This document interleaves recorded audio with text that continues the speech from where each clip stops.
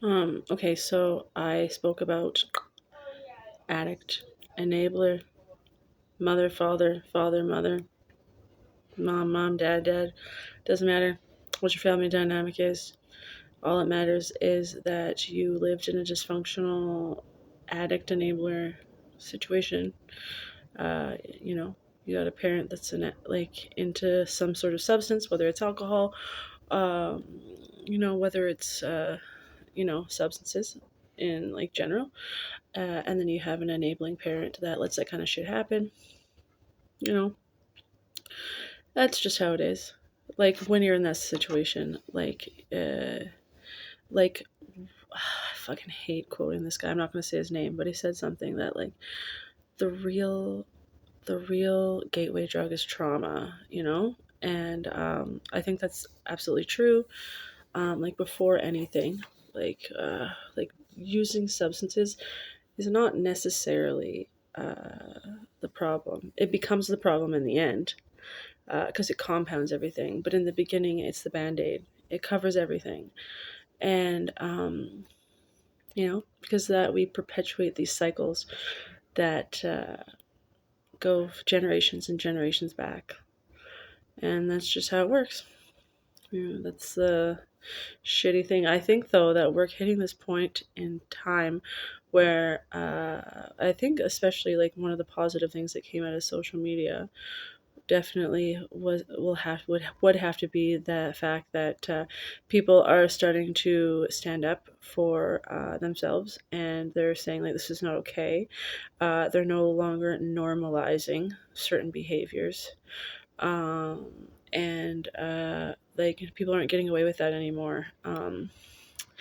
Like public shame and humiliation is really a thing these days, and there's always like the possibility that that could happen if you act terrible, and that is one of the byproducts, I think. And because of that, people are like, well, I don't really want that to happen to me, so I am going to educate myself. And through education, they're like, wow, my behaviors that I learned in my family, like dynamic, do not serve me as an adult. Therefore, I have to unlearn. And through unlearning, we break generational cycles. So that is that. So I was at that point. So then I talked about the hero, and I talked about the mascot, and now I'm going to talk about the lost child. Some people teach this about the lost child, and some people do not. I personally learned this, and I think that it is something that is beneficial and should be taught if you're going to speak about the lost child. I personally like.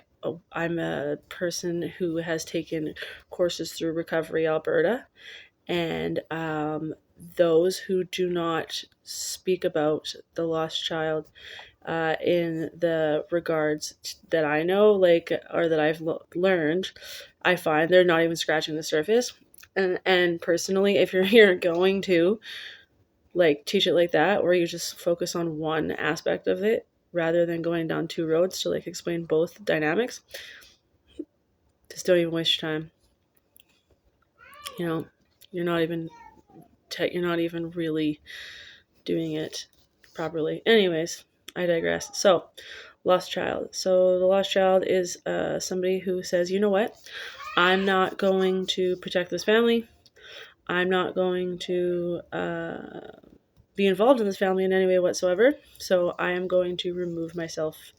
Those children spend the majority of their time inside, or they spend most of their time at school. They usually do really like pretty well in school because like to them they look at school as an escape. They don't really get involved in family dynamics. A lot of their time is spent in their bedroom, and like they will be doing things to better themselves, like whether it be like education, whether it just like it be escape. They just do not involve themselves in the family's garbage whatsoever. They're usually average, like they don't get into trouble, and they've learned that through um, ambiguity and like the ability to hide, that they don't have to be the focus of attention in any way whatsoever, and they, if as long as they do okay and they're polite and they behave, and they can remain silent, and therefore if they remain silent, they have nothing to really worry about. So that's kind of how it is until they, like, age out and go do their own thing. So um, and usually the first type of lost child, like, they tend to, yes, they're not necessarily like, they kind of cut contact off with the family after, like, they're not necessarily interested in maintaining a relationship because they see at a young age that this is not a dynamic that they want to be involved in. That is the first type of lost child. There's a second kind, and they are children that develop a sense of misconnection. They want to be a part of the family, they just don't. Every time they attempt to be a part of the dynamic, which is their family, it tends to go negatively. They are either, ashamed, abused, humiliated, and therefore withdraw. But in trying to find connection, they search for it other places, and because they come from a family with a skewed dynamic and a skewed perception of reality, uh, they find friendship in maladaptive behaviors and like maladaptive people. So, and that, like, marginalized people. So, like, uh, they find acceptance in people that usually use. So, like, kids that, like, hang out at the smoke pit, like the stoners of school, like, they're a much higher risk for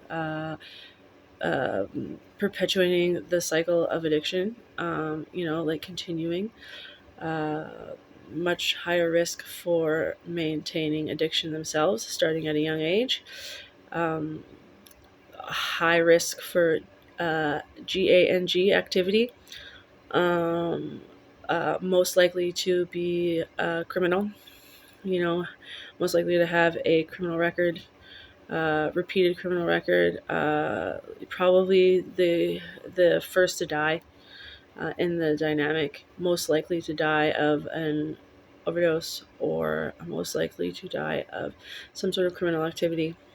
And basically, a lot of them spend their time in prison because they've lived this life of you know, a criminal career, and you know how that pays off, right?